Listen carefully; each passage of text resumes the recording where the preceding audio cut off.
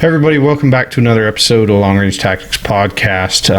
We're trying to record a few of these and start releasing them again, as we go. So hopefully we can get a bunch, and hopefully we can get a bunch of people back on here to talk to and to kind of go through certain things with. So if there is somebody that you want us to talk to, or somebody out there you want to hear from, let us know. DM us, PM us, send us an email, whatever.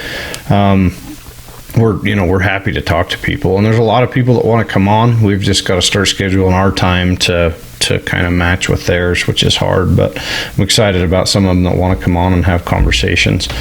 Of course, we couldn't be doing this without our sponsors. Thanks to Silencer Central. I just took one of their cans up to an event I did with a bunch of retired SEALs, SF guys, and man, they were super impressed with the Banish series and some of the things we did on long guns. So, Silencer Central builds a great can, and they've made it super simple to get a suppressor. There's no better time to get a suppressor than now. So thank you to Silencer Central. MDT, of course, Matt's kind of got his little, he's kind of particular with that, he's, he kind of, you're... I'm biased. Yeah, you are super biased. But anyway, they're good shit. I did take the ACC Elite up there as well, and they shot it, and man, all of them just raved about how good it felt and the adjustability and everything. I mean, that's how it is. Chassis are just faster to adjust if you got to shoot multiple people, and it did a great job. So isn't there a new chassis they just released, like an ACC Elite Gen 2 or something? What was that one? That was the ACC Premier Gen 2, so like the original ACC reworked, did some price trimming on it, and it's pretty awesome. I got a couple of them. I use one for my Integral Hunter setup, and then I've got another one I'm going to start using. Use that one for rimfire stuff, so it's pretty awesome. A little shorter forend, super stiff, a little bit more, not like refined as the adjustments on the Elite, but still adjustable. Everything's super adjustable. A little bit heavier than the Gen 1 ACC, but it's beefed up and did some things with the bore axis and stuff like that. So it's pretty neat, man. And especially for the price points, hovering right around $1,000, I think, all in. So it's pretty awesome. I still like that Elite. I really like how long that forend is, because it gives you a good balance, like off tripods and stuff. While we were shooting, like we had enough room for the long guys to run their hand out, to brace the tripod, and then the short guys could, shove it up real close. I really like the length of the end on it, and I might need to get another one for my rimfire, but then that'd mean I'd have to shoot the stupid thing. So how it's just how it is. I take my air gun about everywhere, except I let those guys run about 5 in the barrel. I think I gotta tear it apart now and figure out what the hell happened to it. It was a nightmare, but it is what it is. You want to do nice things, and shit goes south, and it happens, and you just replace it and move on. That's how it goes. Yeah, let's hit something real quick. Things we've seen lately. Mine has been I just got in with Daniel McNamee from Two Vets, and he sent me one of his new tripods, and holy shit, man, I'm a tripod hoe. I got a lot of tripods, but man, these Two Vets, I'm super impressed with the durability, the way that they come apart, how fast they set up. I'll be doing a full review of the one that I got here pretty soon, and it's like taller than me, which none of my other tripods are usually high enough for me to shoot at 6'2 and a half, whatever I am, 6'3", 6'2", 6'3". I can't find tripods that fit me perfect, especially in all scenarios, and this one goes like above my head, so it's definitely it's a solid setup, and it's built, like a brick shit house. So I'm super impressed. So shout out to Daniel and Two Vets. Really like him. If you're looking for a tripod, go check out his stuff. And I noticed that he's selling it all over now, like Optics Planet and everywhere else. So Daniel's awesome too. He's awesome. Ex-Marine. We won't hold that against him, but whatever. Yeah. What was yours? You said you had something tickled your fancy lately. Oh yeah, so it actually is kind of hard to get me excited about firearm stuff anymore. Just like how it's been for the last 10 years. But got to play with a new suppressor. I've been big in the suppressor thing this last year, but a new one really got me. A friend finally got one of the first Thunderbeast Arms Magnus KRRs, the one with the built-in muzzle brake on it, and that thing is the real deal. It was actually pretty quiet for a short can, and that brake really worked. We put it on a number of different rifles, and it even the 9-pound 6.5 PRC that we had, and it really worked. And we swapped it and compared it to other cans, and man, the recoil reduction on it was really nice, and it was super flat. But the best thing is, it's still suppressed, and that I was thankful for, because some of these other ones that have, recoil reduction capabilities, they are loud. They're not so quiet. So it put a couple of my other cans to shame, and that was pretty cool. It's all titanium suppressor, so it's not hard to use. I don't think it's going to work well on a gas gun, just not what it's intended for, just precision rifle stuff and matches. But it worked out, and hunting, it worked awesome, man. I'm telling you, it was a neat piece. And I've got the S coming my way here shortly. So T-Back sponsors a ton of matches. They throw a ton of half off and full off certs on the prize tables. I was lucky enough to pick up a full off one, and so I immediately put in my order for the S, which is a little bit longer than the K, and hopefully next month and a half I'll have it in hand. So looking forward to that. I mean, I guess that was the only downside to Thunderbeast ever, was their wait times, and hopefully as I've gotten shorter, I know a lot of guys are like, man, I freaking love them, but I've had to wait forever. Do you know if their lead times have gone down at all? They have. I mean, it used to be you'd try to turn in a cert and they tell you over a year, but I mean, mine was from March and the build date is August 18th, so it's under a year for sure. So, I mean, take it for what it is. Everybody just has the Amazon expectation and then, expects it in 2 days, and it still doesn't work in the firearms industry. It is what it is. So listeners, we will be expecting a full review from Mr. Matthew Hornback on that suppressor that he's got, and the other one. So I posted a video on it yesterday on the page, and it's pretty neat, man. And it's really hard to do stuff with suppressors on video. Like, it's really one of those things you really have to experience the cans in person to see the differences. So it's just super hard. Like, every can review online, if you watch even good production quality, they all sound the exact same, because cameras and microphones don't do a good job of picking up the sound. Yeah. So it's a hard thing. You got to just use a decibel meter, and then you can do it. And then, going through it, if you listen to a lot of them, sound at the cannon and sound at the ear is two different things, and depending on how you measure. I know there was one production company that spent a whole bunch of money on a decibel meter, that they could prove that stuff, but they all just sound a little bit different. Some of them have a ping, some of them have, there's so many different sounds to suppressors, but there's a lot of suppressors out there, and they've been easy to get, which is good, but I don't know. So Pew Science and the J Situation podcast I've been listening to a ton, if you like to nerd out on sound stuff, and because he reviews like every single suppressor, and he has a pretty neat rating system, and then how way he describes it. And also, if you want good comparative analysis to pretty much every major suppressor, Thunderbeast did a whole Silencer Summit last year, and there's some really good stuff on there, so that's pretty cool. Mm-hmm. Yeah, suppressors are kind of, I can't say that there's been a whole lot of innovation in suppressors, but there have been, and that's the thing, is once you suppress a gun, what are the next steps? Huxworks kind of made a flow through design and everything else, but now it's the little things that they're starting to change, some of their flow designs and some of the stuff inside that people just don't understand. And I think we need to go, as much as we have suppressors and our suppressor sponsors and everybody else, we probably need to go a little bit more in depth in that to help people make the choice, because there's a lot of freaking choices, and it's hard to tell people exactly, what to do. So one thing I've learned is there's no free lunch with suppressors at all. Like, you kind of have to ask yourself, and I have several now over the last 10 years, but you have to ask yourself, what do you want? What is the use case for this?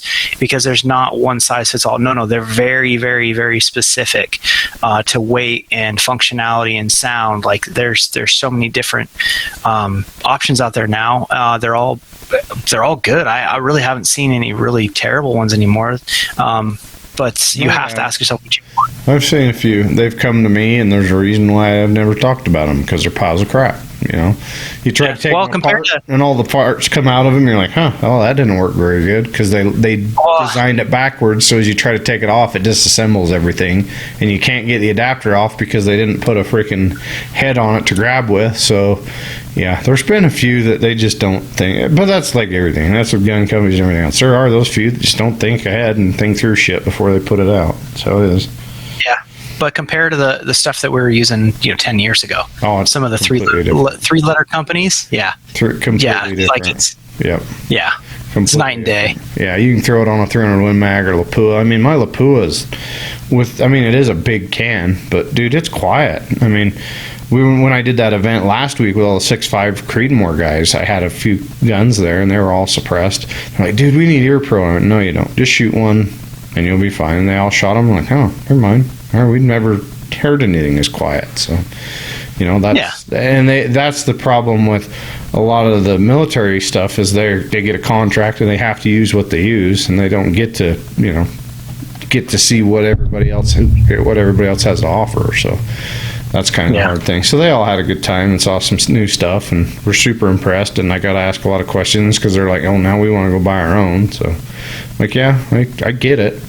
Once you go suppressed, you never go back, especially in hunting. So we'll have a podcast about it here pretty soon. Maybe we'll bring in some of the guys from Silencer Central, and I know Silencer Co. A bunch of these guys want to come on and have conversations about suppressors, which I'm always open to, because I love them so much. But today we wanted to talk about field zeroing. Now, what is field zeroing? That's a big question, and a lot of people are like, what does it matter? I zero my rifle and I go. I put it in my Kestrel, I put it in my phone, whatever, and I just go. But what is field zeroing? So let's go into it, Matt. I'll let you kind of take the lead on this.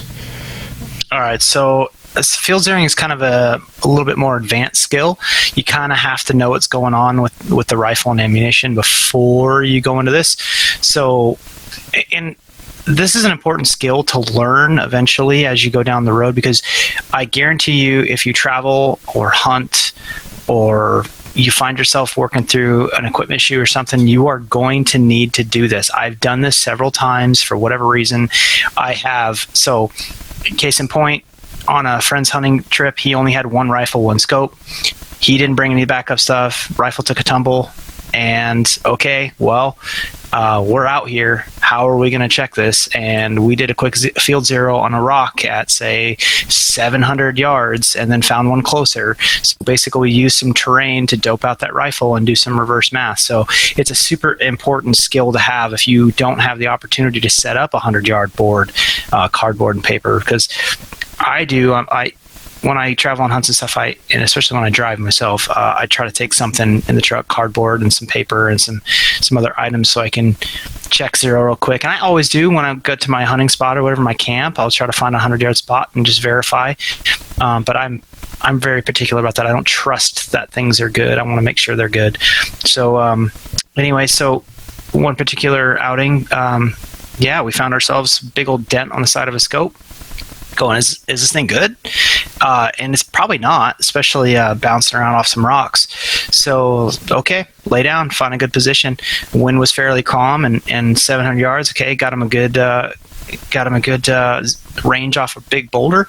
Okay, find that crack there, just hold it dead center, and we dialed the dope like it should have been, because we already had speeds and a good BC off that bullet, and sent it into that rock.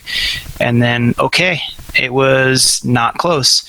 I didn't care about windage at that point, just elevation. Dialed it where it should have been, and then bam, okay, close enough to that crack. Okay, now that's a far one. Let's go for something closer. So we found a spot about 300 yards. Picked a nice rock, 300 yards, something big enough that you could see the bullet splash on, or even a piece of dirt, if you got a piece of dirt or something like that, something that's distinguishable so you don't have to guess and send a bunch of rounds and blow out an area.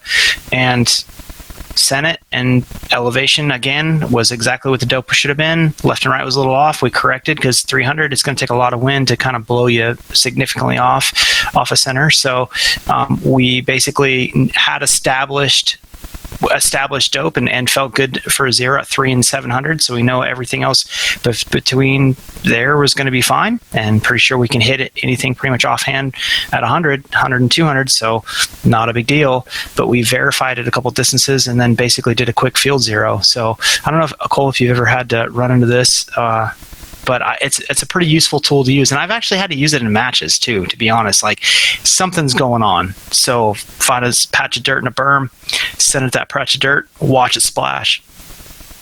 Yeah, I did it. I remember one of the Sin City boys was in my squad. We were in Colorado it was quite a few years ago. I had one of the very first USO B series, the B25. And to say the second day it came completely apart, it came completely apart. And it's not like in a lot of these matches, they don't set it up to where there's a 0 range just open. You know, it's once they start shooting, the 0 range is gone. So I fixed the scope the best I could because I couldn't get it to return to 0.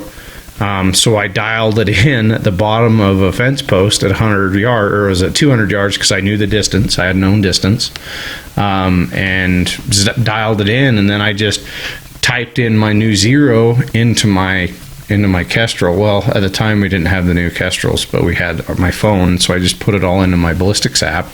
And for the rest of the day, I just had to dial different shit, so none of my dope that I used the day before worked, and it put me way behind, you know.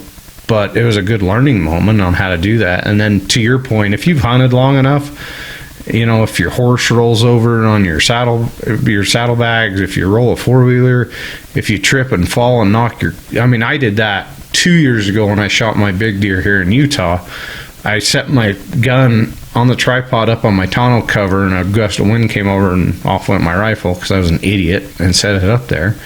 And yeah, I had a ding I had a Razor LHT, had a ding in it and went through it, and luckily nothing got knocked off. I don't know how. Had a ding in the damn scope and everything, but that LHT held strong. But yeah, to your point, you've got to know how to do this stuff, and it sucks, but you got to know how to do it. But I like your point of like having a piece of cardboard or something that you can shoot at, because a lot of times you can go out there and, I mean, even some spray paint, and you can put on a rock and then range the rock and see where you hit on the rock. I mean, just have something that you can use, right?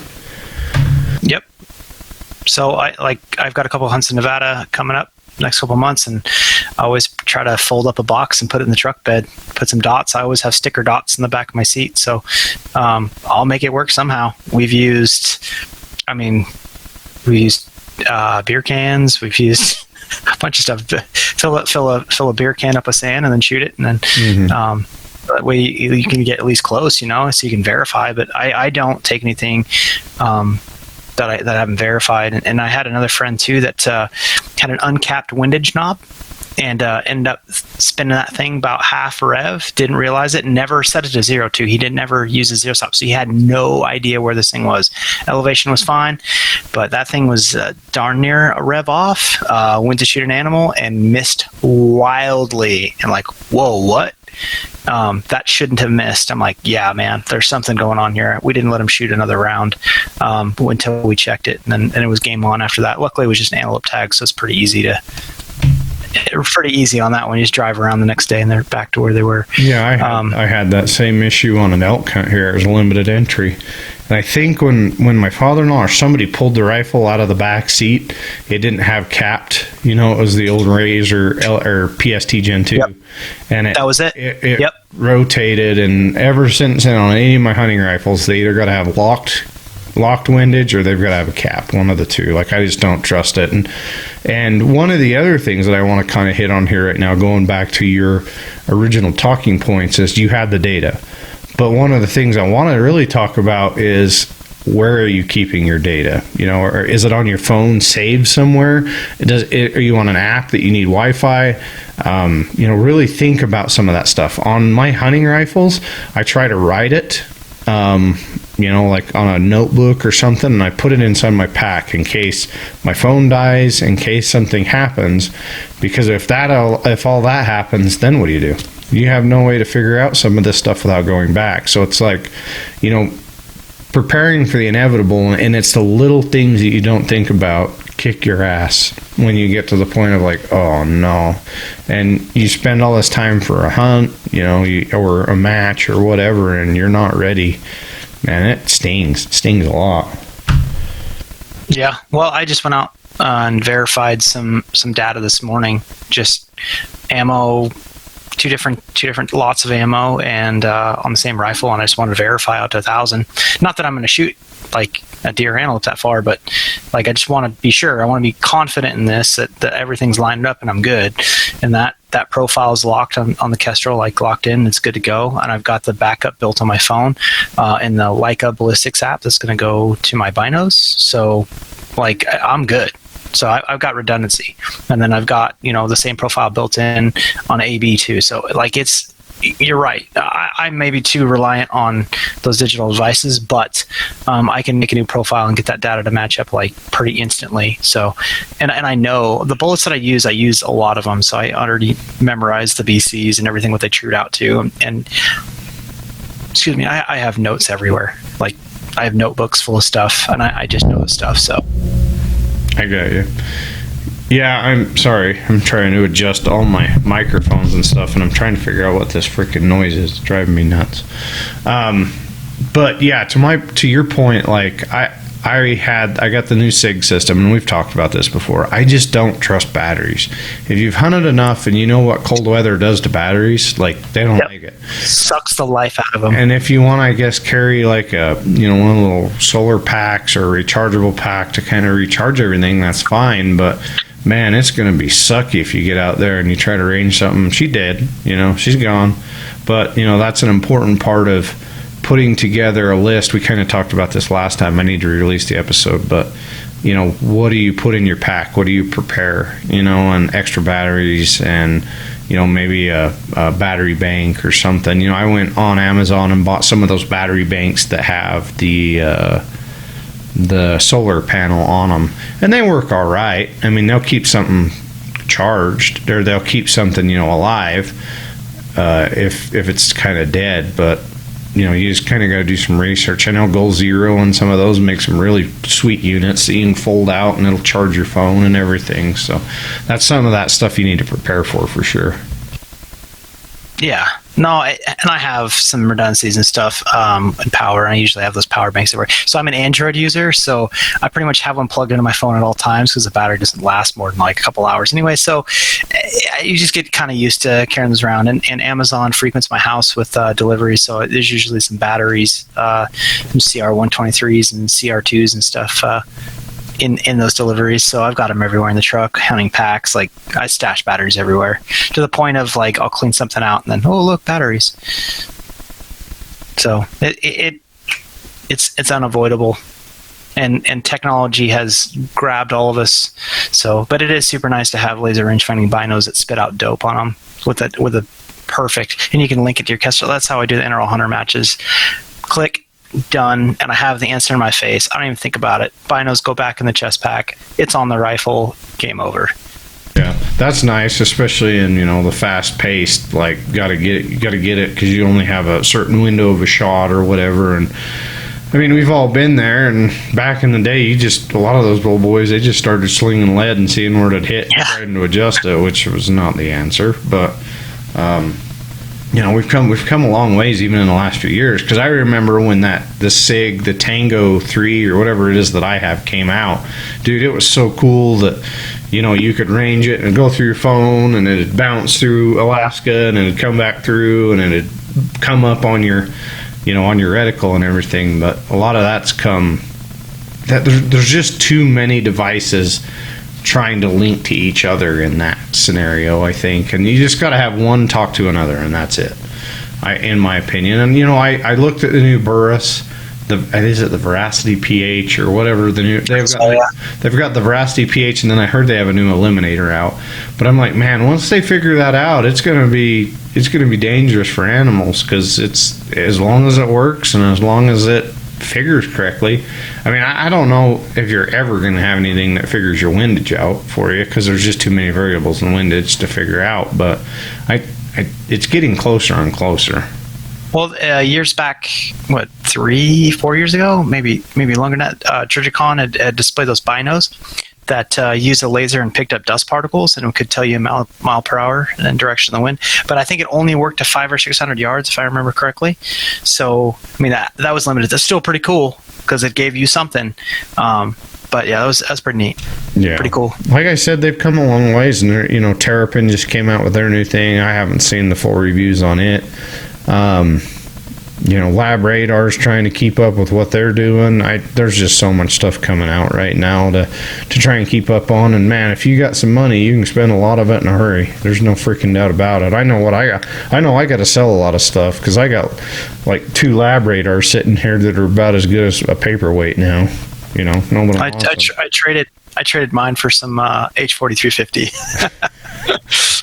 Whatever works, I guess. Maybe that's to me it wasn't worth selling. It was just, hey, this guy wanted it, and I was like, man, just trade me some powder for it. Whatever you come up with is fine. I don't care. I've got my use out of this thing. So yeah, the one I don't even have the Garmin yet because I worked with Utah Air Guns, and they have that new FX one that'll do pellets. It'll do everything. I mean, it's more than the Garmin. I think they're around $1,000, but it'll tell you, it'll adjust your G7. It'll track the bullet. Like I can see what the bullet's doing at 100 and 300. Like it goes through, and I haven't used it all yet. I'm still trying to learn how to use the freaking thing. But dude, they're so easy to set up. I set it up, and it has a little peep sight on it. I aim it.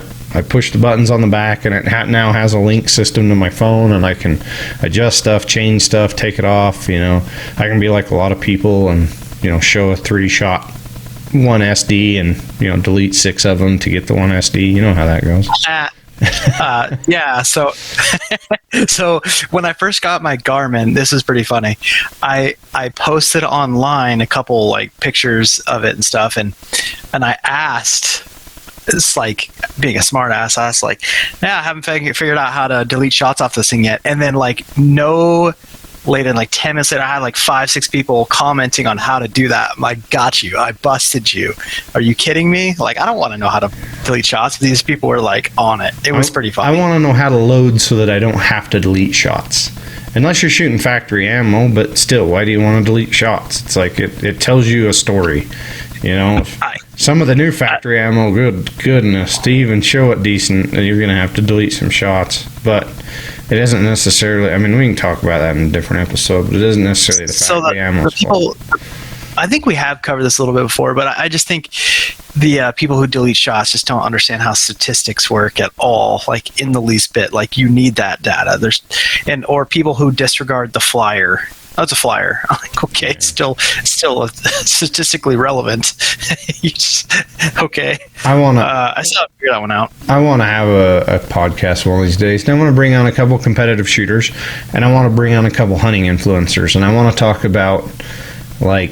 And then World War III breaks out. Oh boy, it's going to be bad. But I want a lot of people to understand.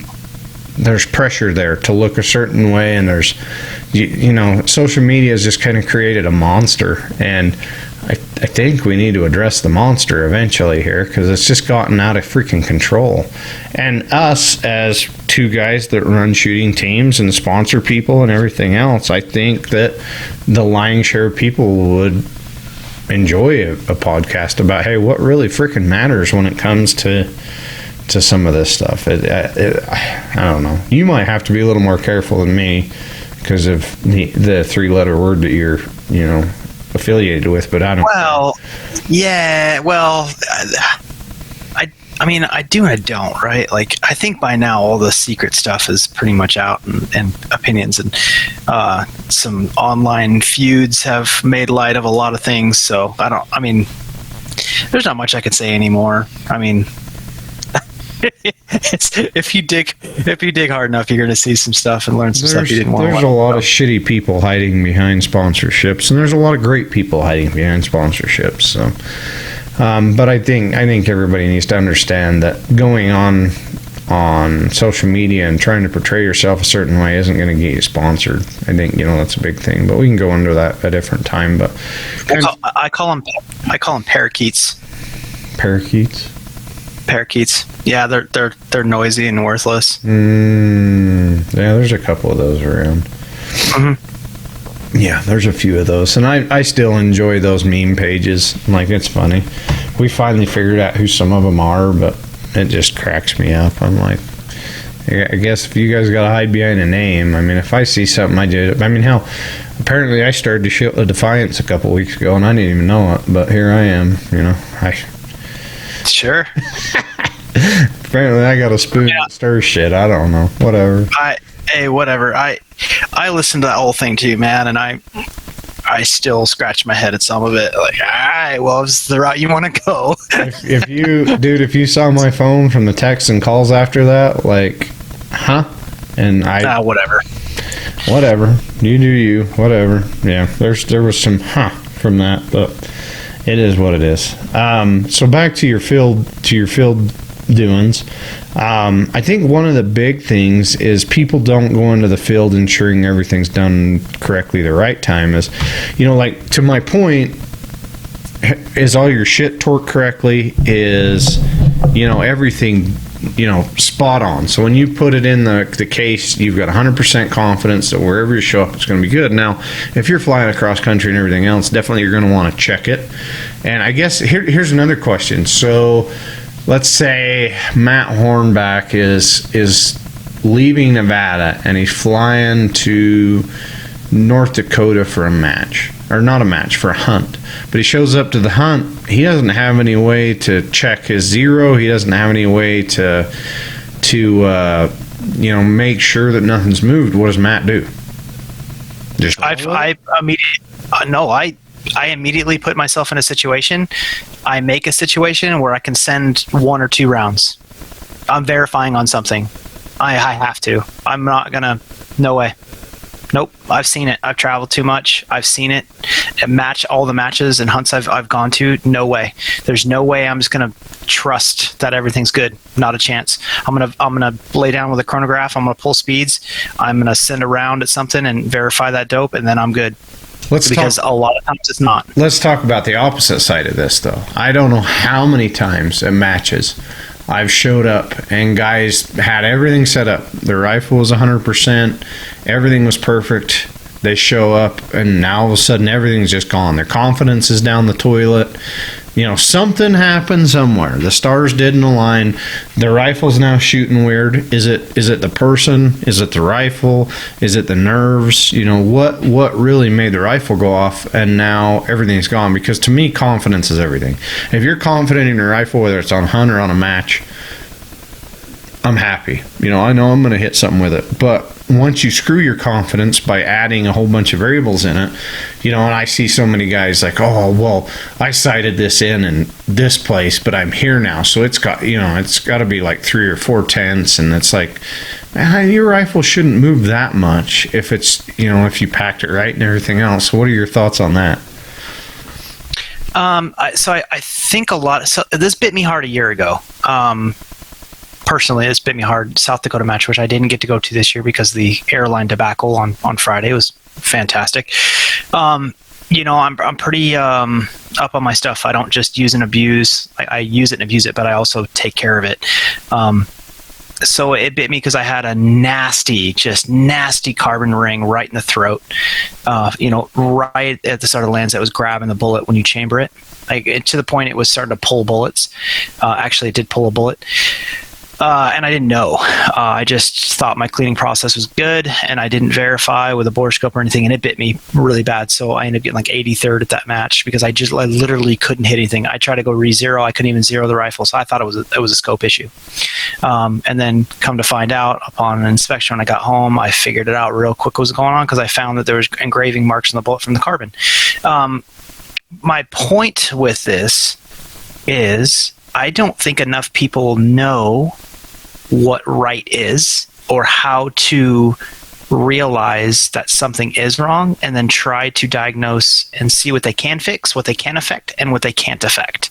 So it really takes a lot of experience with your gear and lots of rounds to range to figure this out, because I field a lot of phone calls during the week, every week, of something's going on, they need to fix it. And they usually steer to the ammo. That's usually the first way they go, ammunition. And then I will tell you this. The 20, 30, 40, 50 hunting rifles that I have fixed for people were loose action screws. So I want to bring that up now. If you haven't checked your action screw torque in a while, you should probably go ahead and do it, and probably start somewhere around 65 inch-pounds and make sure it's snug it up correctly. But they don't know how to clean. They use and abuse stuff. They shoot it and stick it back into the safe or wherever they store their firearms, and then it bites them. And they either say their barrel's worn out or won't shoot, and it's really probably because the chamber is just a filthy mess and it won't shoot because you're fighting it super hard. And I fix a lot of these things with the most simplistic ways, like the action screw things, or teaching someone how to actually clean a rifle. And then I start looking at all the other variables.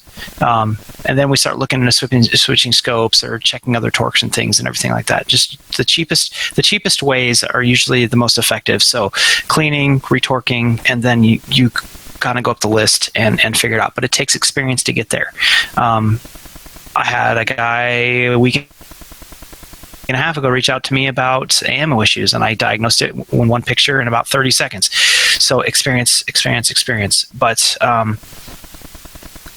if you take your rifle, whatever it is, match gun or hunting gun, and return it to as close to factory new as possible every time you use it, it'll be the most consistent you're going to have. Like, that's it. So you can't let it get worse and worse and worse and worse. Use it, and then just expect it to keep trucking along. It doesn't work like that. It will not work like that, because you're dealing with an explosive. You're dealing with friction, wear and tear, and all these things add up, and all the remnants of the powder burning and all the additives and things. Like, it does not work the way you think it works. I clean after every match. 1 day or 2 day, doesn't matter. I clean and I get that thing as spotless as I can, because the closest I can get that thing, the bore and the chamber, to factory new condition, the better. Like, the more consistent it's going to be. And then I go through and I torque everything, and I damn sure torque everything right before a match. Just double check. And I've caught stuff that's backed out a little bit. I don't ever let it become a problem, but I did have an issue, and I solved an issue in a Utah match once for another shooter. He all of a sudden, halfway through the match, was going erratic. He couldn't hit anything. I said, "Did you check your action screws?" Pulled out his fix-it sticks. Click, click. Done deal. Back to hitting targets. Like, it was that easy, but he never checked. He never checked prior. He just assumed that it was good. That's where I think a good, and maybe we need to do this. I've been asked this a lot. Maybe we need to put on the website a checklist. Going into a match, what do I check? What do I do? And I like, to your point, that a lot of guys and gals just don't know how to clean. There's a lot of misinformation, like everything else out there, and taking care of barrels is huge, man. I've gotten a few barrels back in recently with some of the new factory ammo and the powders they're using. Dude, it's bad how dirty they are. Like, so that's, they don't realize.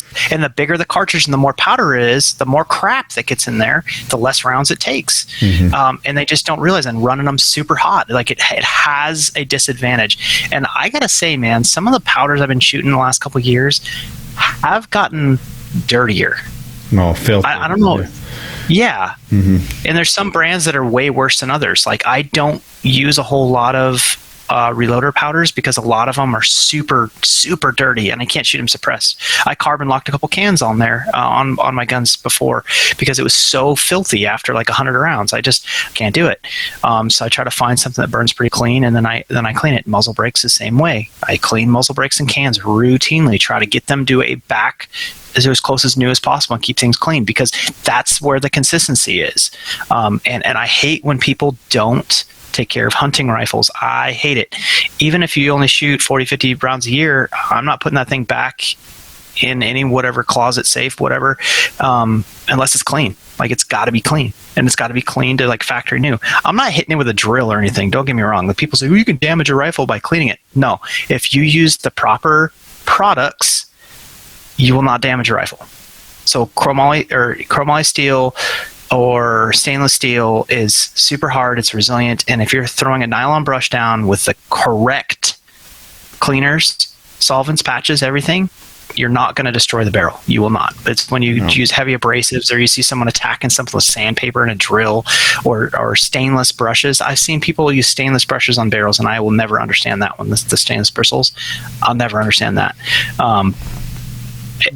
That part blows my mind. But if you use the correct stuff and watch some videos and stuff, like if you want to learn how to clean a barrel, F-Class and Bentress guys will show you how to clean a barrel. They are meticulous. Yeah. Meticulous. And there's so many new things out. Like in the office or in the shop, we started using ThoroClean. ThoroClean is actually a good product. There's so many products now that are super nasty, like to breathe. You know, there's so much shit in them. They just suck to inhale. You don't want them in your loading room. But ThoroClean is one of them that we've been using quite a bit, and we've seen some really good things. Like it gets rid of carbon really well. But, you know, I've seen, again, some more come in of people that put Croil oil down it, or oils or something. Like, oh, we were just thinking, you know, putting an oil behind it would help break it up. And it kind of helps, but you cannot leave it in there. Like, you've got to figure out a way to dilute it, because you're adding the viscosity, adds stuff to your barrel, and your pressures go through the roof and everything else, and then you're not going to be standard. So we got to do some videos on cleaning and stuff like that, because to me and probably you know, that's all I did for years at Barnes, was as the armorer, was take care of test barrels. So barrel after barrel, depending on the barrel, every barrel was different. You know, depending on the manufacturer, they clean different. Depending on the rifling, they clean different.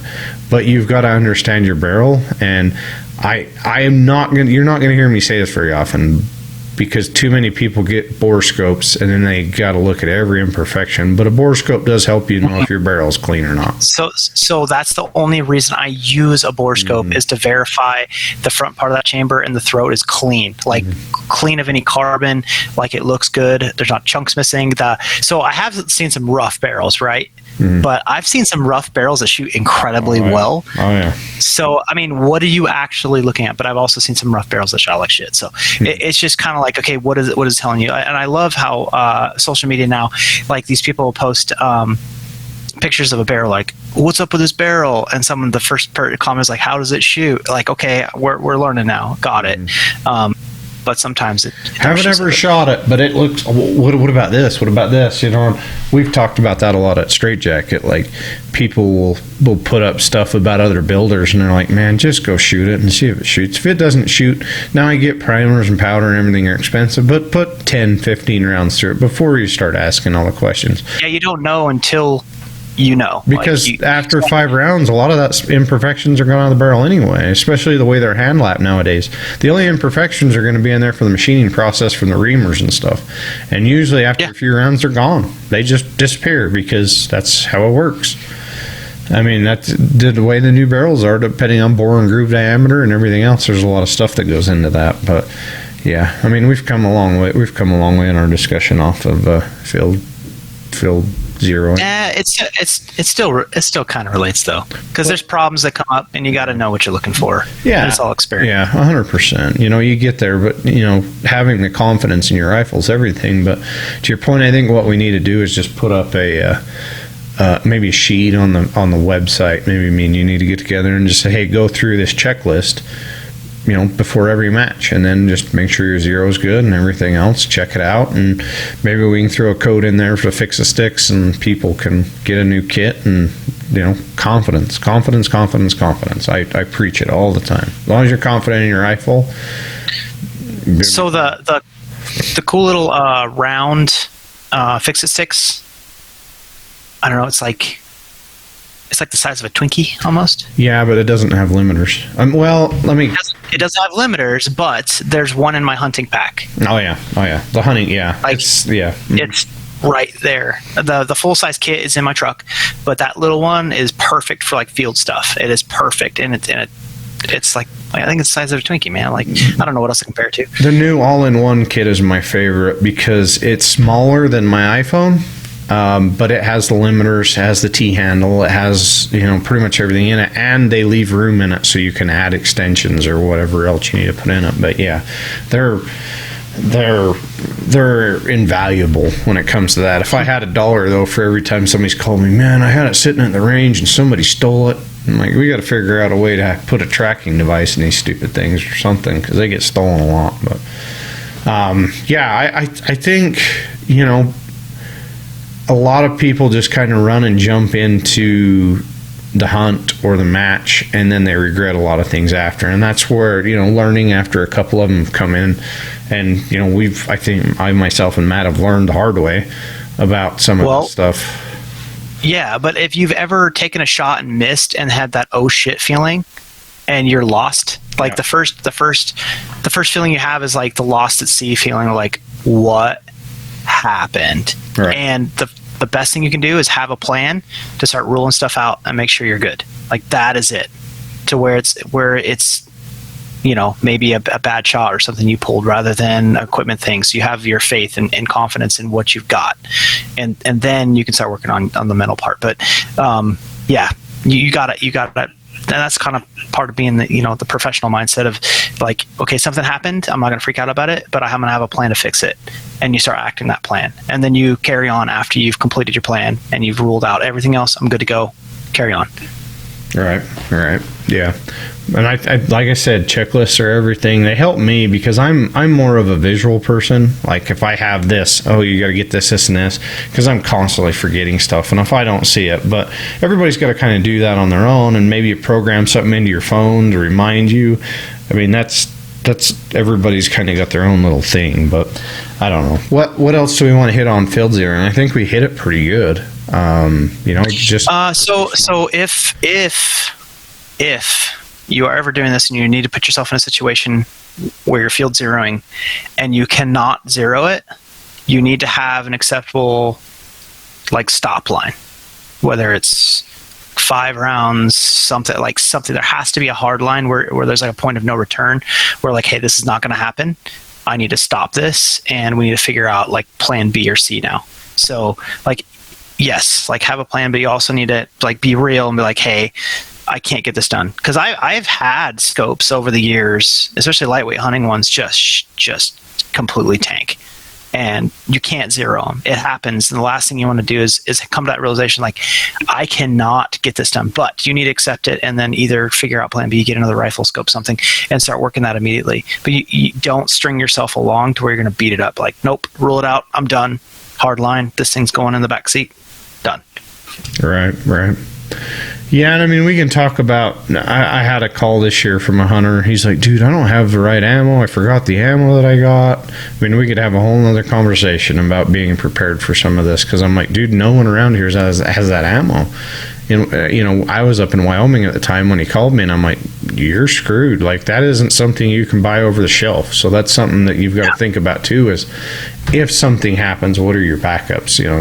Did you bring another scope? Did you, and that's why I tell everybody, especially on a hunting rifle, an optic, if you're going to travel, don't just buy something that kind of works. Buy something that you can rely on, that is going to go with the Yeah, exactly.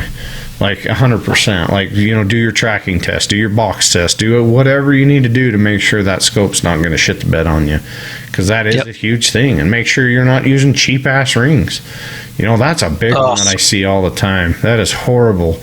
Why buy an expensive scope, an expensive rifle, and the thing that holds them both together? You buy the cheapest freaking thing you can buy. Really? Come on now. Here's your sign. And then those. So you got to remember, when you buy those cheap rings, they have cheap hardware too. Mm-hmm. Come on. That used to drive me nuts. A particular. I had some EGW rings that were like that, and I still have them somewhere here. And I went on a hunt, and I torqued them to the right, the right thing and everything else. And I was on the hunt, and I was sitting on a side hill glassing. You know how you do? You kind of just look around, and I look over, and both the sides of those rings are cracked down where they meet the rail. When I torqued them, it cracked both of them in the same exact space on both of them. And I'm like, dude, I can get it if one does it, but when both of them do it and you're torquing it to their specs, something's wrong. And that's at that very moment, I'm like, yeah, I'm never buying the cheap rings anymore, or cheaper rings. I'm buying what I rely on. And some of the bigger names, some of their rings are garbage too, depending on which one you got. But yeah, I had a very notable company, high-end company, and I did the same thing, and the caps cracked. I was like, well, this sucks. They replaced the caps for me, no problem, but I'm like, I am not going to use this anymore. So that went on its way. Yeah, that comes back to your confidence level. If you're not confident in your stuff, you're going to find something you are confident in. To finish out, of course, I want to thank you, Tire Guns. They're one of our great sponsors. They are the new FX distributor for the United States, so if you need any FX, go to them. I mean, they've got some new cool stuff, new chassis system with MDT, and those FX M3s, dude. Once you buy one, you'll never go back. I love mine. I bought another one for my little boy. It's not an FX, but it's a what is it? I can't remember what it is, but they've got a lot of different things there for different budgets, different price. They've got optics, tripods. They've got everything. It's like a one-stop shop, and you can build it out. So go check out Tire Guns. Tell them Long Range Tactics sent you. Anything to finish it out, Matt? Got anything? No, I know it's probably warm everywhere, but here in Vegas, it's been over 100 degrees about every morning I've been at the range, but I'm still shooting, so get out and shoot some. Just wear a long sleeve shirt. You don't burn your arms. I learned that the hard way a long time ago. Sun shirts are your friends. Yeah, I'm all red right now because I didn't wear one. Yep, sun shirts are your friends. It might be a little bit warmer, but man, it'll save your bacon, especially when you're running props. And you put your arm up there, son of a bitch, that bites. We're just working steel in general and wear gloves for sure. Yeah. Wear gloves. Come on now. Now you're going overboard. Gloves? Really? Gloves. I got way too many cuts on my hands from shrapnel and sharp edge steel targets and stuff I can't do anymore. I got you. My old boss used to tell me, nothing you can do with gloves on is piss your pants. Like, yeah, you're right. You got no problem. Okay, well, I'll piss my pants then. Yeah. That was back when I had calluses and I worked construction and I could grip stuff. Now I got lady hands from working on a freaking computer all the time. So, all right. I appreciate you all for listening. Again, if there's someone you want us to bring on, someone you want us to talk to, message us. And here's the biggest thing you can do for us if you listen. Leave a review. Wherever you're leaving it, if it's on Facebook, if you're leaving reviews on one of the channels that you're listening to us on, it helps a ton. Leave a review. We appreciate it. It's free. It's simple. Click it. Give us some feedback if you got a second, but leave us a review. We appreciate you. Till next time, hopefully you can spell a little gunpowder.